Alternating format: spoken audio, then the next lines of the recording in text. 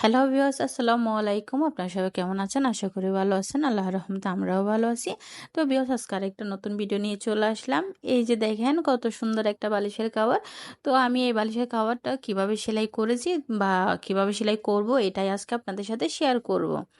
তো যারা নতুন তারাও কিন্তু এই বালিশের কভারটা ঠিক এইরকম করে সুন্দর করে আপনারা সেলাই করতে পারেন। এই ভিডিওটা নতুনদের জন্য বেশি উপকারী হবে। তো এই যে দেখেন, আমি কিন্তু বালিশের কভারটা আগে থেকে কেটে রাখলাম। এটা অবশ্য আমি আগে থেকে বলে রাখি। এটা হচ্ছে আমি একটা আমার মানে পুরনো একটা ওড়না দিয়েই আমি কিন্তু বালিশের কাভারটা সেলাই করতেছি। আ তো আপনারা চাইলে এরকম পুরনো কাপড় দিয়েও সেলাই করতে পারেন, নতুন কাপড় দিয়েও সেলাই করতে পারেন। তো আমি এভাবে বালিশের কাভারটা যেহেতু আগে থেকেই কাটিয়ে রাখছি, এখান থেকে আমি এখন সেলাই করব দেখেন। আসলে আমি মুখে কি বলতেছি এটার চাইতেও বরঞ্চ আপনারা ভিডিওটা বেশি ভালো করে লক্ষ্য করুন। তাইলে আপনারা বুঝতে পারবেন আমি কিভাবে সেলাই করতেছি বা কি বোঝাতে চাচ্ছি, এটা অবশ্যই বুঝতে পারবেন।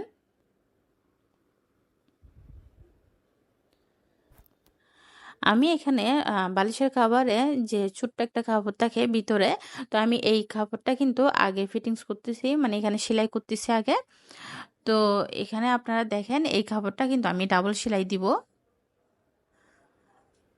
তো আপনারা দেখেন এদিকে কিন্তু আমি একটা আবারও চিকন করে আপনারা আ সেলাইয়ের বর্ডারটা মারতে পারেন। তো আমি এভাবে আপনারা দেখলে বুঝতে পারবেন, এভাবে সেলাই করে নিচ্ছি। আর হচ্ছে কাভারের যে ফাঁস দিয়ে আছে, আমি ফাঁস দিয়ে আবারও একটু চিকন করে একটা বর্ডার রাখি, একটা সেলাই করব। সামান্য পরিমাণ কাপড় রাখবো এদিকে। তা আমি এখন এদিকে সুন্দর করে সেলাই করে নিব, যেন সেলাই কোথাও বেশ কম না হয়। এভাবে আপনারা সেলাই করবেন দেখে শুনে।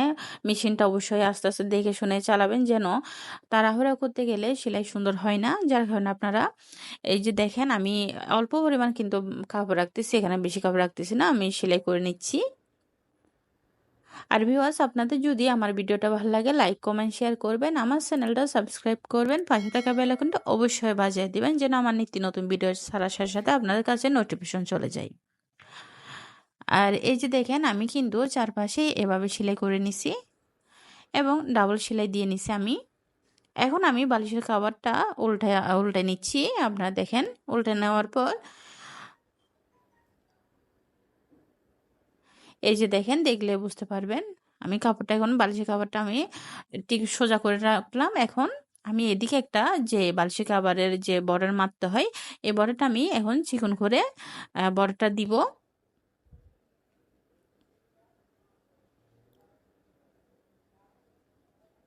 আপনারা আসলে আবারও বলতেছি, আমি দেখলে বুঝতে পারবেন।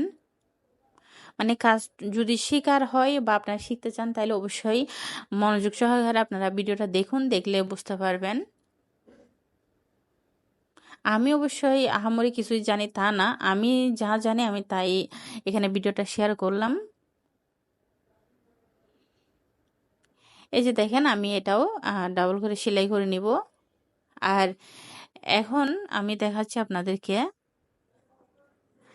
এই যে দেখেন এটা হচ্ছে বালিশের আম নিচের দিকে যে, মানে আপনারা এটা কিন্তু আমি ১.৫ ইঞ্চি পরিমাণ রাখছি।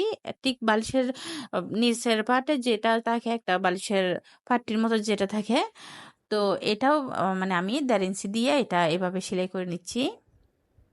এই যে দেখেন আমি যতটুক সহজে আপনারা সেলাই করতে পারেন, খুব সহজভাবেই আমি কিন্তু আপনাদেরকে দেখানোর চেষ্টা করতেছি এবং বোঝানোর চেষ্টা করতেছি।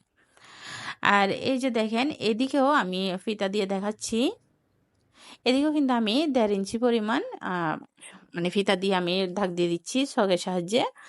আবার এই পাশেও আমি ১.৫ ইঞ্চি পরিমাণ দাগ দিয়ে দিলাম।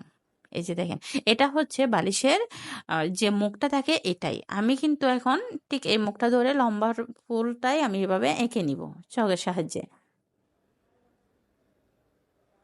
তা আমি এভাবে সেলাই করে নিব আবারও।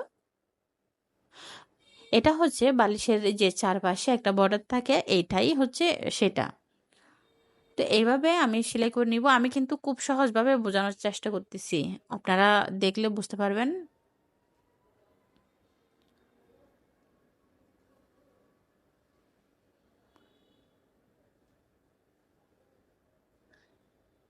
এই যে এখন আমার এই পাশটাও সেলাই করা শেষ। এখন আমি এভাবে চারপাশেই সেলাই করে নিব।